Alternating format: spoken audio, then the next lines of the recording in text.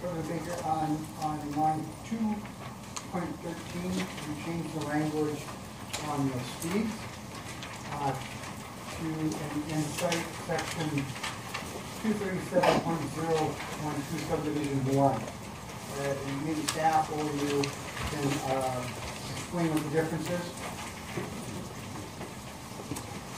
Representative Baker. Thank you, Mr. Chair and Representative Mahoney. I think I'll refer to maybe Mr. Eloff for some description on that, if I could, please. Mr. Eloff. Thank you, Mr. Chair. Representative Mahoney, the answer to your question is contained in section 7 of the bill on page 4, which amends that subdivision and changes the goal from 10 to 20 megabits per second download speed to 25, and the upload speeds changed from 5 to 10 to 3 megabits per second, reflecting the change in the Federal Communications Commission's definition of broadband data last year. Mr. Chair, I'm not a hardware, software, computer guy. No.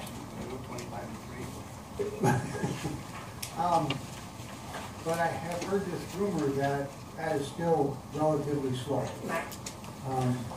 So maybe staff, and I don't mean to bypass you at all, but this is kind of stuff that staff probably spends more time reading about than you and I. So if they could tell me, the high speed, how high speed is 25 megabits per second download and 3 megabits per second upload. Mr. Chair, Representative Mahoney, I think maybe compared to what we got in the Capitol, in the state office building. I wouldn't want to do the state senate building, but here's Mr. Chair and Representative Mahoney, I can't tell you the answer to that.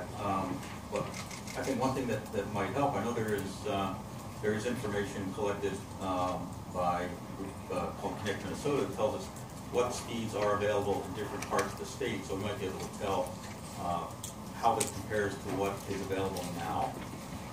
I don't know if there's anyone here from that organization with that information. Well, if not, maybe we can come to the next committee, because I suspect this is heading toward the jobs and energy and the JE, CDC, whatever. All right, well, then it kind of gets to that. And then, Mr. Chair, I don't understand, if I might continue, same page, 2.24, you get to the 30 days where the application must publish the specific criteria. My understanding is that's on the department's website already. I believe that was that they've been doing that. Why are we now putting more, why are we cutting down more trees? Thank you, Mr. Chair and Mr. Mahoney. I think, again, this was more clarifying some language to make sure that this is really an important component. I do know that the folks that do apply for these grants now, they know the criteria. I think we just want to make it more clear in this bill. I don't know if it said anywhere else that it was 30 days in advance. I can't tell you exactly what component brought this particular language for 30 days, if it's less than that. That might be a question we could ask the Office of Broadband and Tribal here today, and that might be something to say, what is it now? If we can trim this out for later on, if the transparency is there, I'm more than willing to talk about cleaning that up. We don't want to take another tree down for sure, but I do want to make sure that transparency is very apparent on this, and that was the intent of that. Representative Mahoney. Thank you. And then on page 310, page 3, line 10, why are we putting there each vendor, the name of each vendor, and if in any way each proposal was altered based on the vendor's comment? Does that come from yourself, from a applicant, or from the department? Mr. Chair, that's actually a great question, and one part of the transparency that I like the best, but I also know it probably has some language we need to clean up a little bit more. It came from, over the summer, visiting with different folks that have been wanting to apply for grants. or they didn't apply because they didn't feel that the openness of the office and how they were granting was as clear as it could have been. And also, how do we know we're not being as efficient with tax dollars as possible? So my intent here was to make sure that if Paul Bunyan or Arvig or Federated wanted to come to the table with an application, what we want to ask for is help us understand how you got to this. Did you use multiple vendors for your ditching and your splicing? Did you just use one vendor? Did you use, how did you come up with the best plan? It's sort of like asking a little bit of an overview of how did you get to this point with the best possible outcome. And I think we're looking for more folks that want to bring more vendors to bidding processes so we can get the most competitive bids possible. That's the intent of that, Representative Mahoney. Thank you, Mr. Chair, because I just thought you were trying to help everybody's competitor know what the other guy was paying for, and so they could take a better look and see how much they could undercut one guy versus the other guy or gal. And that's really what that looks like to me. How do I undercut the other person, the other contractor? And that would lend itself to not bidding on a particular project. Mr. Chairman, and again, I think that's part of the process I want to clean up. It's probably a little bit more open than it needs to be right now. We certainly don't want to open up sensitive private issues and bids, and that's not the intent of that. It's to maybe show how we can just bring as many vendors to the table, but make sure that we're actually talking to other vendors. So that's one of those, Representative Mahoney, that we can work on cleaning that up a little bit better so that it's very favorable for the applicants. So we want to make this better and easier. We don't want to make this difficult for them. Well, I don't want to, I've got a bunch of other questions on this particular, so I don't want to take everybody's time at all. Let everybody else ask their questions, and if there's more time, I'll ask them. If you feel urged, raise your hand. Representative Norton. Thank you, Mr. Chair. I thought maybe Representative Mahoney was just going to go through all of it, and I wouldn't have a chance to ask a question, so thank you for the opportunity. I'm always a kind and considerate legislator, as everyone knows. If you can't say something nice, I'll just say it. Online, you kind of skipped over a part though here. So when I get to 2.10, underserved and unserved areas, and I'm really disappointed actually in what I see here, because we spent a ton of time over the last several years discussing these, and as far as I can tell with the changes, you're actually going to make it harder rather than easier for cities to get coverage. And so we're lowering the standard to 10 down and 1 up.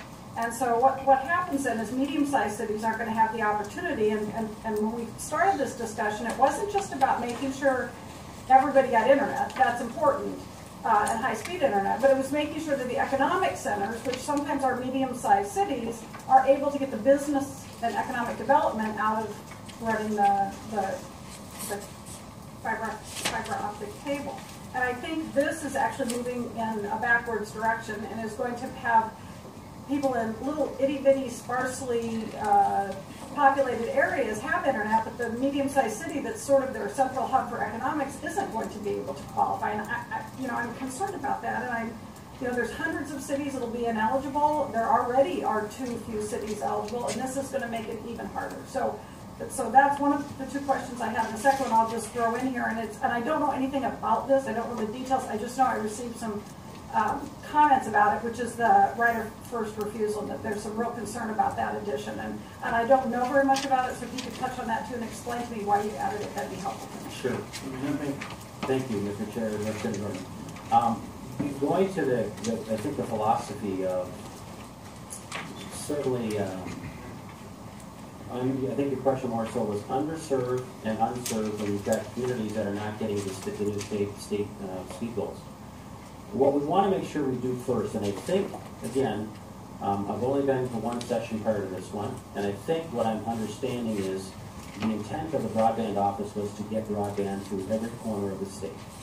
And I think by doing so, if you are getting, again, what's the federal standard with the CAF $2 is the 10-1 speed zone, it's still much better than folks that are getting nothing.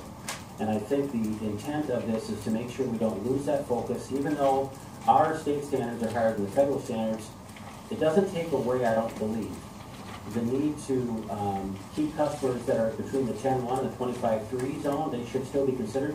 Any municipality can certainly apply for these grants. It's not eliminating anybody from that process.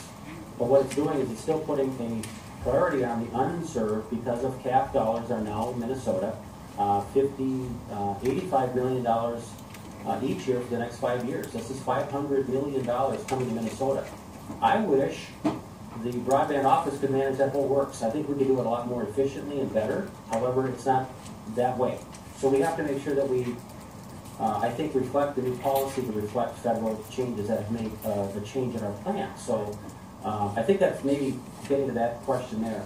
When it comes to the incumbent first right of refusal, again, it sort of talks about this CAF 2 new world we're going to start living in that shows if you've got a broadband provider now in an area that's been making investments and been planning on making investments, we just want to make sure that state award dollars aren't going to start competing with federal awarded dollars, so we don't want to start duplicating and overlapping comments or priorities or territories. So the language yet is a little bit, I think I see a couple words in there that can make it more user-friendly and more understandable. I think the intent is to make sure we don't, just because one company wants to come into an area, we have to recognize who's there, and if they want to take it on, and they have a first right of refusal, if they are now going to commit to moving forward, it gives them that same window of time, 12 months to get moving, but it doesn't then allow state dollars or federal dollars to be duplicated in any way that that we wouldn't want to have done in rural. So that was the intent of that. And Mr. Chair, just to follow up quickly, and I appreciate that answer. It's an area I really know almost nothing about, and so I'll need to read up on it a little bit in the coming weeks. But I'm thrilled that federal dollars are coming to the state of Minnesota and throughout the country. We need to get cable everywhere and high-speed cable, and high-speed internet. I'm thrilled about that. But I guess while I want to supplement and enhance what the federal government is offering, I think we don't have to. It doesn't have to be identical. We can have a slightly different focus, and our focus can be on economic development hubs and supplement what the feds are doing rather than narrow ours to match theirs. I really would like to just ask you to keep thinking about that a little bit, because we've had a lot of discussion over the last few years about this, and I thought we had finally come to a place that we were agreeable, and now we're. And in fact, I had hoped we would go the other way, actually. And I just want to remind people that there seems to be some rumor out there that this is about Rochester, and we have cable in Rochester, so it has nothing to do with Rochester. It has to do with rural Minnesota outside the big cities. So there's no self-interest here in my concerns. But and also, Mr. Chair, I think before you move on, I just need to say the $35 million. I know we're not a budget committee, is woefully under what we've heard from the advocates and the communities, and I did go on your tour this summer, and I know how far it didn't go. I think what we're doing is the right thing, and I've been supportive of it from day one, but it's not going far enough. So in addition to tightening the reins on who's going to get the cable or the internet, you're also not funding it, in my opinion, as much as we should and could. So I would also encourage you, I know one of my colleagues has an amendment here, and we'll see how that goes. But as we move forward, I hope you'll consider expanding from 35 up closer to, I believe, the governor, and what I've heard from High Tech Association and others is closer to the 100 million. Wow. North.